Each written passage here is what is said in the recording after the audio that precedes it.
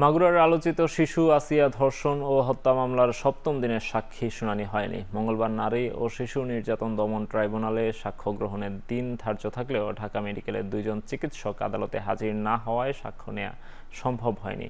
বুধবার পরবর্তী সাক্ষ্য গ্রহণের দিন ধার্য করেছেন আদালত। রাষ্ট্রপক্ষের আইনজীবী জানান, সপ্তম কার্যদিবসে ঢাকা মেডিকেলের ফরেনসিক বিভাগের দুইজন চিকিৎসকের সাক্ষ্য গ্রহণের জন্য তলব করা হয়। এর আগে দুইবার তলব করার পরও চিকিৎসকরা আদালতে উপস্থিত হননি। এই ঘটনায় এখন পর্যন্ত ৩৭ জনের মধ্যে ২৭ জনের সাক্ষী গ্রহণ করেছে আদালত। এর আগে সকালে প্রধান অভিযুক্ত হিঠু শেখ সহ সকল আসামিদের আদালতে আজ হাজির করা হয়। গেল ৬ মার্চ বোনের শ্বশুর বাড়িতে বেড়াতে গেলে ধর্ষণের শিকার হয় ৮ বছর বয়সী শিশু আসিয়া। পরে ১৩ই মার্চ রাজধানীর সম্মিলিত সামরিক হাসপাতালে চিকিৎসাধীন অবস্থায় তার মৃত্যু হয়।